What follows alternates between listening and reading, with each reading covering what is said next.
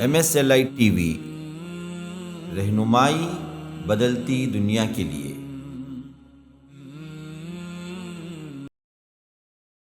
السلام علیکم ورحمۃ اللہ وبرکاتہ۔ بسم اللہ الرحمن الرحیم، الحمد للہ رب العالمین، والصلاة والسلام علی رسولہ الکریم نبینا محمد وعلی آلہ وصحبہ اجمعین، وبعد۔ مشاہدین کرام، مرکز السلام لنشر الاسلام کی جانب سے سلسلہ وار آپ کی خدمت میں آپ کے سوالات اور ہمارے جوابات کا یہ سیشن پچھلے ایک سال سے زیادہ کی مدت سے جاری ہے۔ الحمدللہ، اللہ کا شکر ہے، اور اس کے ذریعے سے اللہ تعالیٰ نے کافی لوگوں تک صحیح معلومات پہنچائی ہیں، اور الحمدللہ کافی لوگوں نے مسائل کو جانا بھی ہے۔ اللہ سے دعا ہے کہ اللہ تعالیٰ اس سلسلے کو قائم و دائم رکھے، اور اس کے ذریعے سے اللہ تعالیٰ اور نفع پہنچائے، اور صحیح علم لوگوں تک اللہ تعالیٰ پہنچانے کا ایک بہترین ذریعہ اللہ اس کو بنا دے، آمین یا رب العالمین۔ تو آج ہم آپ کے سامنے سیشن نمبر 69 یہ مجلس آپ کے سامنے موجود ہے، جس میں کچھ سوالات ہیں، اور ہم سوالات کی طرف ابھی چلتے ہیں۔ تو سوال یہ کیا گیا ہے، السلام علیکم ورحمۃ اللہ وبرکاتہ، مزی کا کیا حکم ہے؟ پاک ہوتا ہے، ناپاک ہوتا ہے؟ اگر ناپاک ہوتا ہے، صاف کرنے کا طریقہ کیا ہوگا؟ اگر کالج گئے رہے ہیں اور شک ہو کہ مزی خارج ہوئی ہے تو اس کے لیے نماز کا کیا حکم ہے؟ پلیز بتائیں، میں بہت پریشان ہوں، اس کی وجہ سے میری نماز کبھی کبھی ترک ہو جاتی۔ جواب یہ ہے کہ شرمگاہوں سے نکلنے والی جو بھی چیز ہے وہ پاکی کا حکم نہیں رکھتی، اور اس کے نکلنے سے وضو ٹوٹ جاتا ہے، سوائے یہ کہ اگر وہ منی ہے، سیمن ہے، تو پھر وضو کے ساتھ ساتھ غسل بھی ٹوٹ جاتا ہے، غسل بھی واجب ہوتا ہے۔ منی کے علاوہ جو چیز بھی خارج ہو شرمگاہ سے، تو اس سے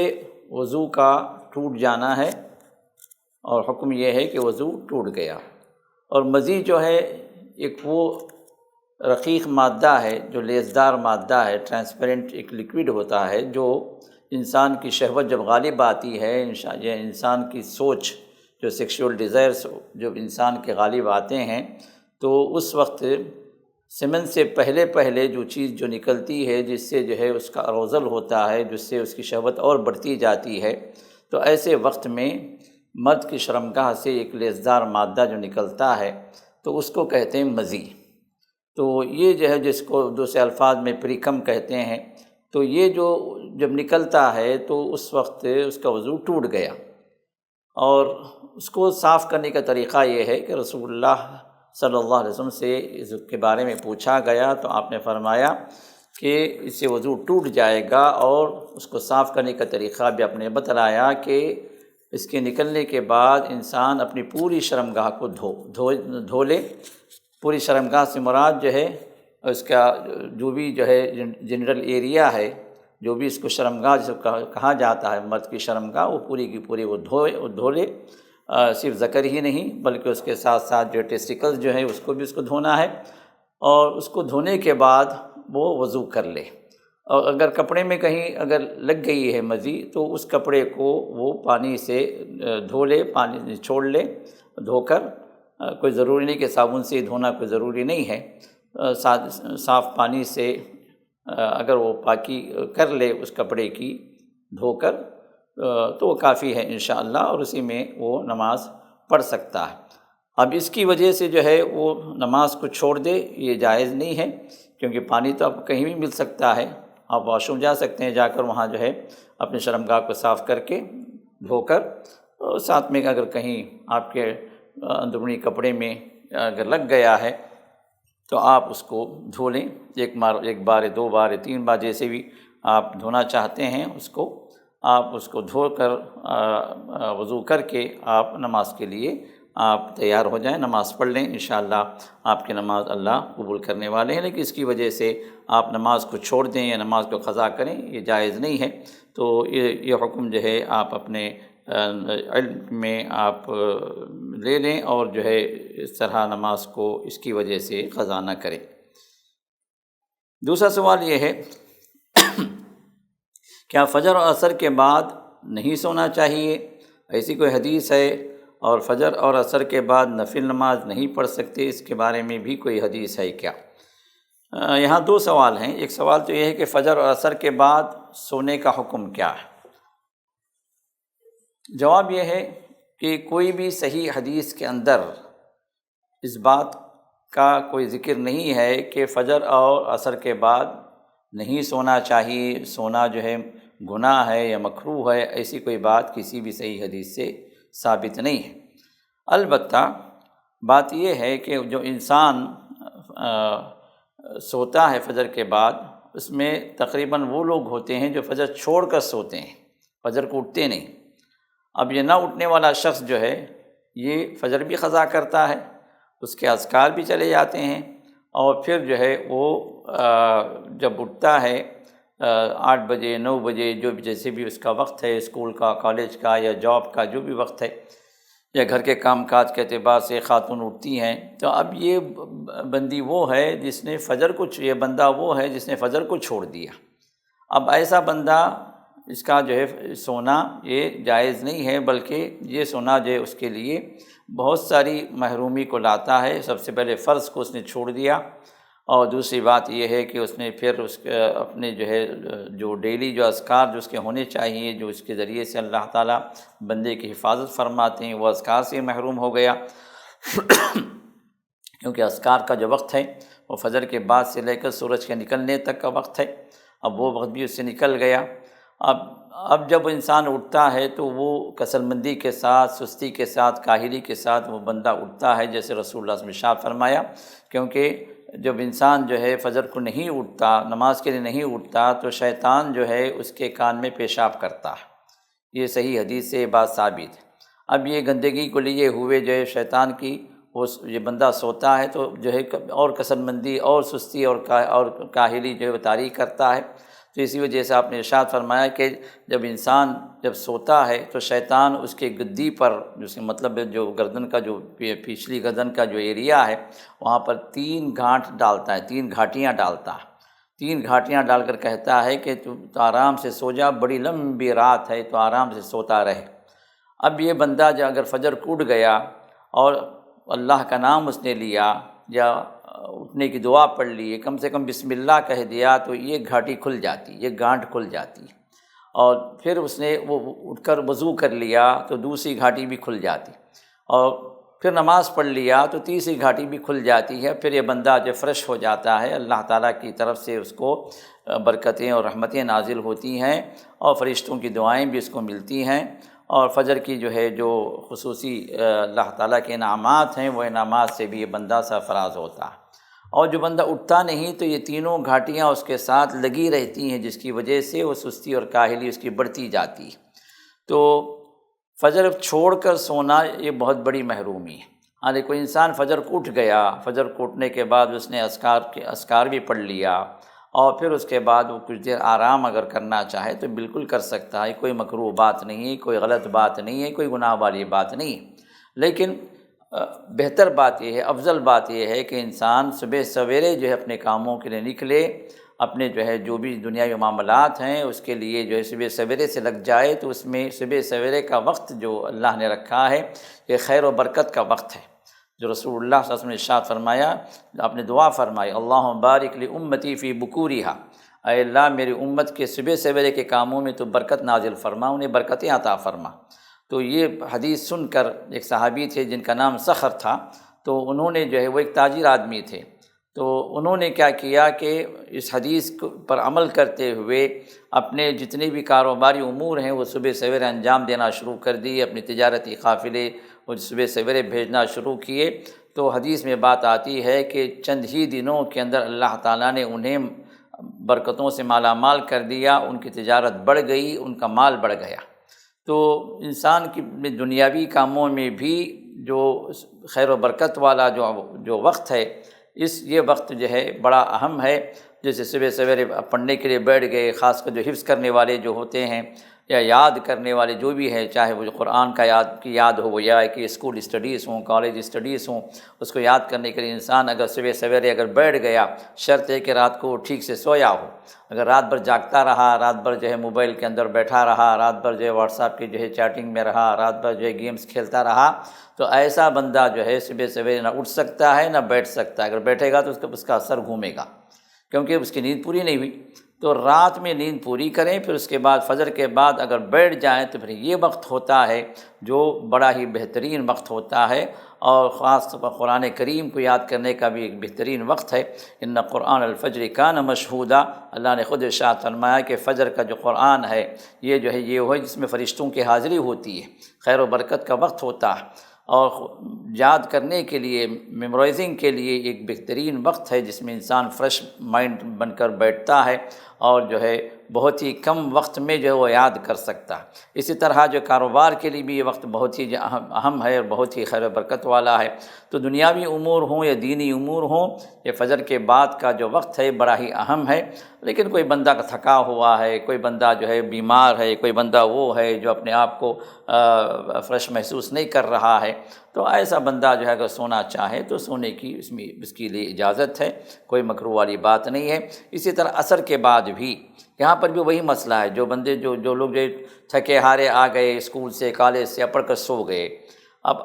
ان کی عصر بھی چلی گئی اور مغرب کے بعد اٹھتے ہیں، تو یہاں پر بھی وہی بات ہے کہ عصر کی نماز جو ہے یہ اس نے چھوڑ دی، اور عصر کی نماز کا چھوڑنا رسول اللہ صلی اللہ علیہ وسلم نے ارشاد فرمایا کہ عصر کی نماز کا چھوڑ دینا یہ اتنا زیادہ اس کا نقصان ہے کہ گویا اس بندے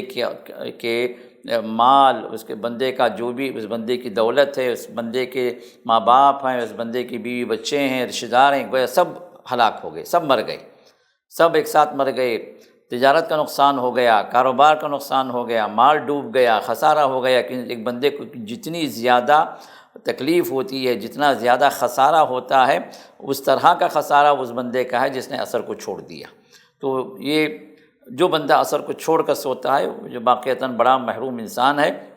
لیکن کوئی انسان جو ہے عصر کی نماز پڑھ لیا، اذکار پڑھ لیا اور پھر کچھ دیر سو گیا، اس میں کوئی حرج کی بات نہیں ہے انشاءاللہ۔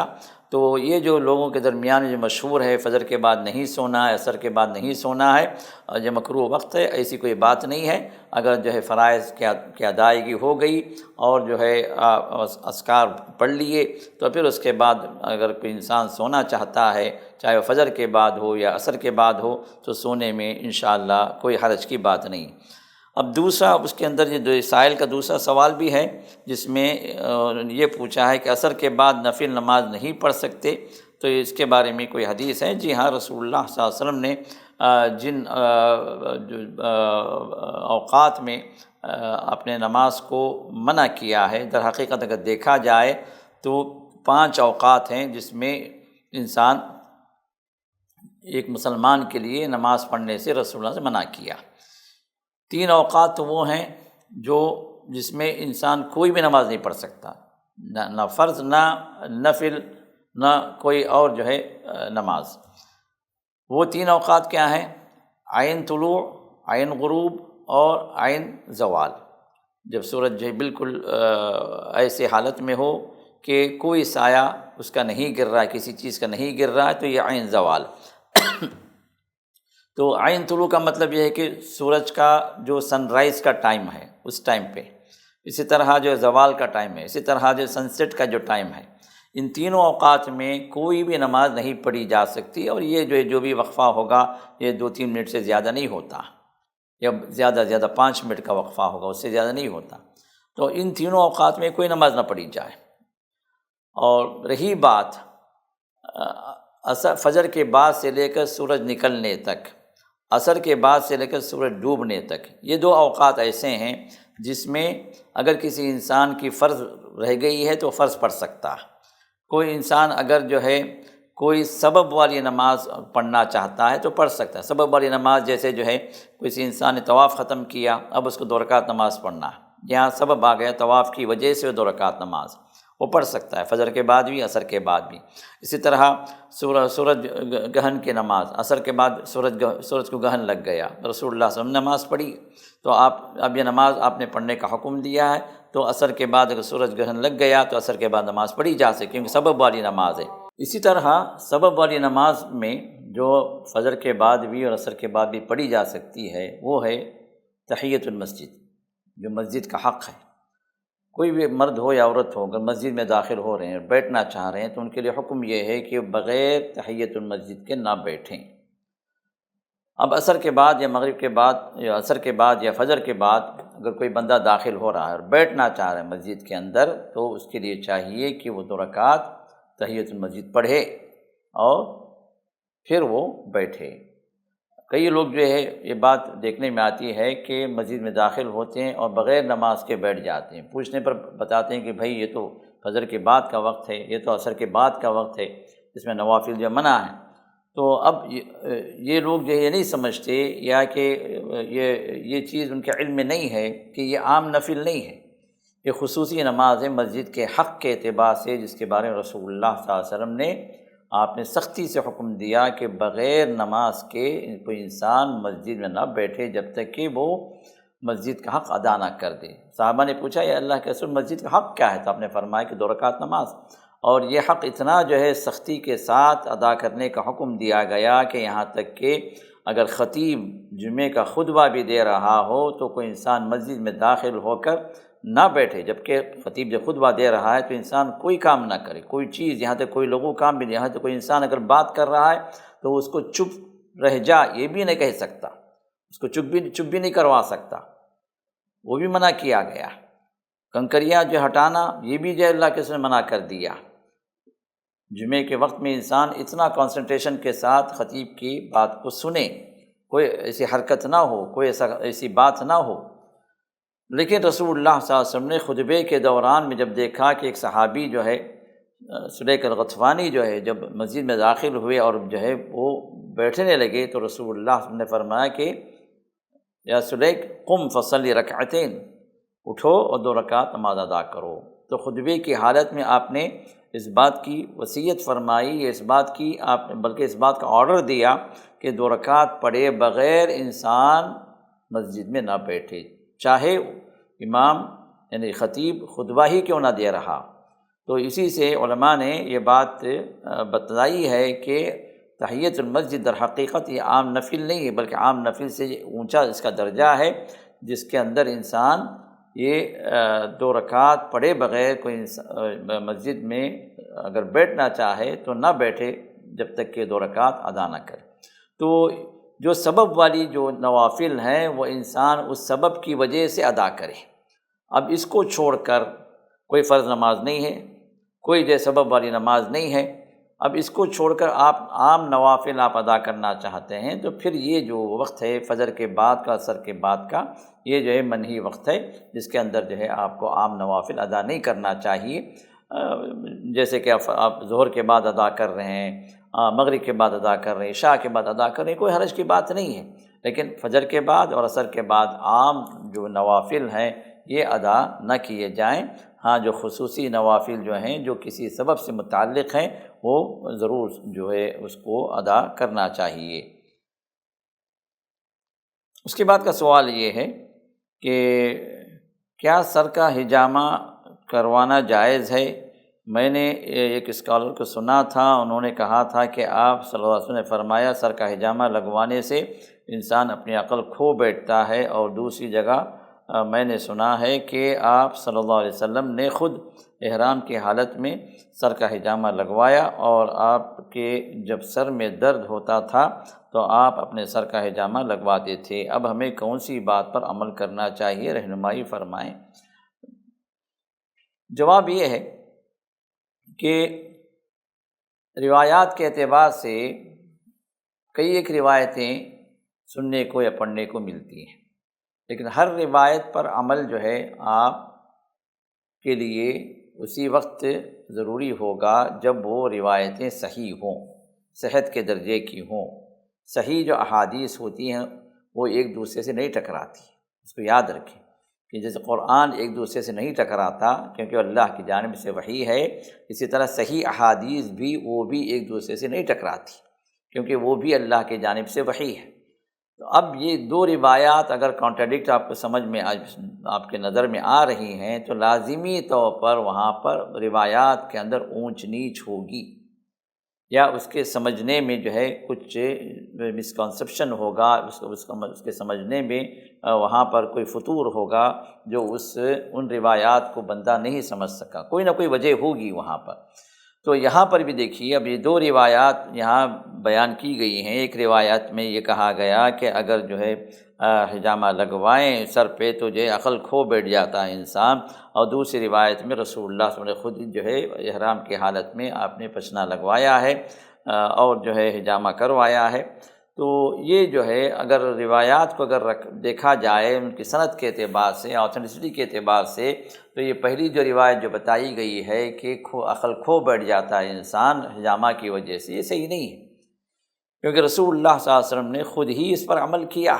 آپ کی اپنی زندگی میں آپ نے کئی مرتبہ آپ نے حجامہ کروایا ہے، یہاں تک کہ آپ مدینے میں رہتے ہوئے بھی کروایا ہے، سفر میں بھی کروایا ہے، اور جو ہے آپ جو ہے اپنے عمرے کے اس میں بھی کروایا ہے، عمرے کے سفر میں بھی آپ کروایا، حالت احرام میں بھی کروایا،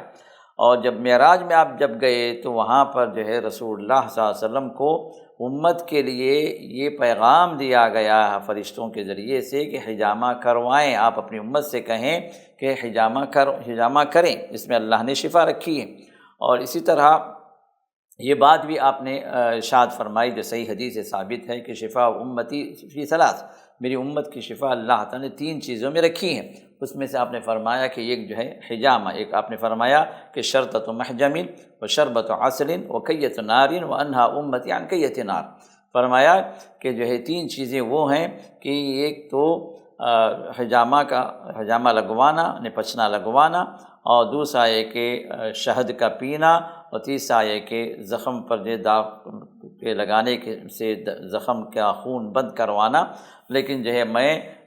داغ لگوانے سے میں منع کرتا ہوں۔ تو پھر معلوم یہ ہوا کہ رسول اللہ صلی اللہ علیہ وسلم نے ان 3 چیزوں میں سے ایک چیز کو منع فرما دیا، اور 2 چیزوں کو آپ نے اپنی امت کے لیے باقی رکھا، وہ ہے پچنا لگوانا یعنی حجامہ کروانا، اور جو ہے شہد کا استعمال کرنا۔ ان 2 چیزوں میں بھی اللہ نے شفا رکھی ہے۔ تو صحیح احادیث سے یہ بات ثابت ہے کہ رسول اللہ صلی اللہ علیہ وسلم نے قولاً بھی، اپنے قولی طور پر بھی، اپنی اسٹیٹمنٹ کے لحاظ سے بھی آپ نے پچنا لگوانے کا آپ نے حکم دیا ہے، اور جو ہے اپنی اور عملی طور پر بھی رسول اللہ صلی اللہ علیہ وسلم نے کئی ایک مرتبہ آپ نے پچنا لگوایا ہے، کئی ایک چیزوں کے لیے، جسمانی کئی ایک بیماریوں کے لیے۔ البتہ جو چیز جو ہے یہاں پر ذکر کی گئی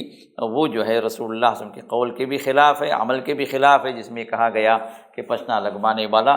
سر پر پچنا لگوانا یہ جو ہے انسان کو پاگل بنا دیتا ہے، یہ نہ جو سائنٹیفک لحاظ سے اسی کوئی دلیل ہے، نہ شرعی لحاظ سے یہ جو ہے دلیل آتھینٹک مانی جائے گی۔ تو لہٰذا یہ ایک ایسی روایت ہے جس کے اندر جو ہے ثبوتیت کے اعتبار سے یا آتھینٹسٹی کے اعتبار سے اس کے اندر کوئی جو ہے ہمیں دلیل نہیں ملتی، اور صحیح دلیل یہی ہے کہ پچنا انسان لگائے۔ اور رسول اللہ صلی اللہ علیہ وسلم نے خاص تواریخ بھی آپ نے بیان فرمائی جس کے اندر شفا زیادہ ہوتی ہے ایک انسان کے لیے، وہ ہے جو ہے 17، 19 اور 21، یہ وہ چاند کی اور آتے ہیں جس میں انسان جو ہے پچنا لگوائے تو اس کے لیے زیادہ فائدہ ہوتا ہے۔ تو اس کے اعتبار سے رسول اللہ صلی اللہ علیہ وسلم نے بھی خود عمل کیا ہے، اور اپنی امت کو بھی آپ نے اس کی تعلیم دی ہے۔ تو لہٰذا آپ کئی باتیں جب سننے میں آتی ہیں تو آپ کو تحقیق کرنا چاہیے کہ یہ اس میں کئی چیزوں کے اندر یہ جو باتیں ایک دوسرے سے کانٹرڈکٹ ہمارے سامنے آ رہی ہیں، تو آپ علماء سے رجوع کریں، ان سے اس کے بارے میں جو ہے آپ تفصیلات جب حاصل کریں گے تو انشاءاللہ بات واضح ہو جائے گی۔ جیسے یہاں پر 1 سے 2 باتیں آپ کے سامنے آ گئیں، اب آپ کے سوال کے ذریعے سے آپ کو جو جواب ملا ہے، اس جواب سے اس بات کی وضاحت ہو گئی کہ صحیح بات یہی ہے کہ پچنا لگوا سکتے ہیں، بلکہ لگوانے کا ریکمنڈیشن ہے فرشتوں کی جانب سے بھی، اور خود رسول اللہ کی جانب سے بھی، اور صحابہ کے عمل سے بھی، اور آج تک امت کے اندر پچنا لگوانا یعنی حجامہ کروانا یعنی کپنگ جس کو کہتے ہیں، یہ کروانا جو ہے ایک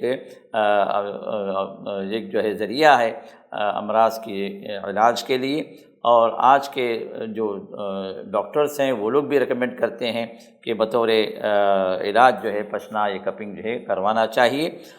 تو انشاءاللہ اس کے اندر کوئی حرج کی بات نہیں ہے۔ آپ نبی کی سنت سمجھ کے یا ہے کہ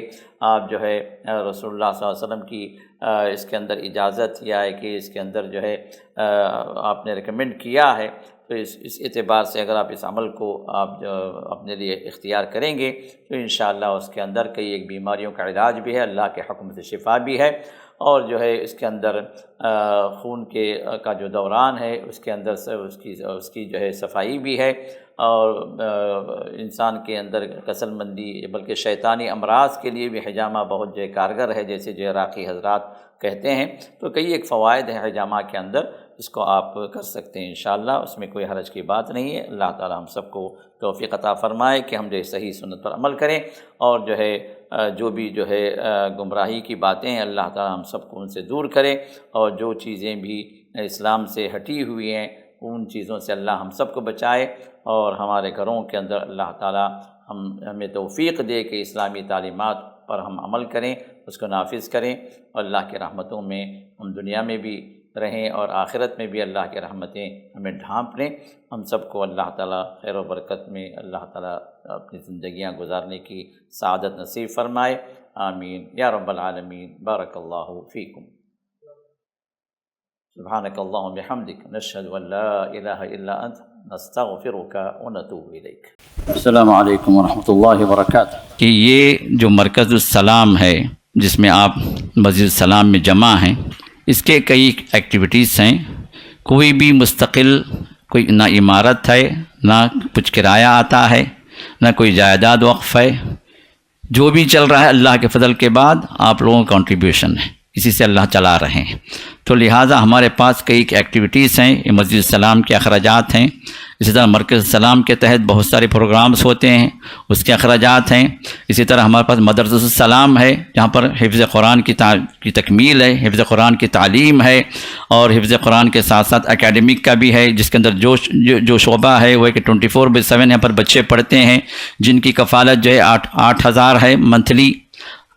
جس میں اگر کوئی انسان اگر شریک ہو سکتا ہے لے سکتا ہے، کوئی اسپانسرشپ تو لے لے۔ تو شام میں حفظ کے بچے پڑھتے ہیں ہمارے پاس 5 to 8 جو بچے جو حفظ کر رہے ہیں یا دور کر رہے ہیں، اس میں جو ایک بچے پر جو 2,000 کا خرچ ہے۔ اسی طرح سلام اسکول ہے، وہاں پر جو ہے جو ڈے اسکالرس ہیں وہاں پر بھی حفظ کا سسٹم ہے، پلس جو 10th، تو اس کی کفالت اس کی اسپانسرشپ منتھلی جو 5,000 ہے، اس کو لے لیں، یا اس میں منتھلی کنٹریبیوشن کے لحاظ سے ہر آدمی اپنی استطاعت کے لحاظ سے لے لے۔ یا اسی طرح جو میڈیا ہے، میڈیا کا اب یہ تمام اخراجات کو اگر ہم منتھلی جو ہے ہم جو ہے اس پر جو ہے کر رہے ہیں خرچ، اور ہمیں جو کچھ بھی کنٹریبیوشنز مل رہے ہیں تقریباً 1.5 لاکھ جو ہے ہر مہینے کے اندر کمی ہے۔ 1.5 لاکھ کا خرچ جو ہے یہ ہمارے ایکسٹرا ہو رہا ہے، جو ہم ادھر ادھر سے جو ہے ہم اس کو پورا کر رہے ہیں۔ تو لہٰذا آپ لوگوں سے گزارش یہ ہے کہ کم سے کم اتنا تو کنٹریبیوشن ہو جائے کہ ہمارے خرچ برابر چلے۔ ہمیں کوئی نفع کی ضرورت نہیں ہے، ہمیں کوئی فائدہ اٹھانا نہیں ہے، ہمیں اس سے کچھ کمانا نہیں ہے، لیکن کم سے کم ہمیں قرضات تو نہیں رہنا۔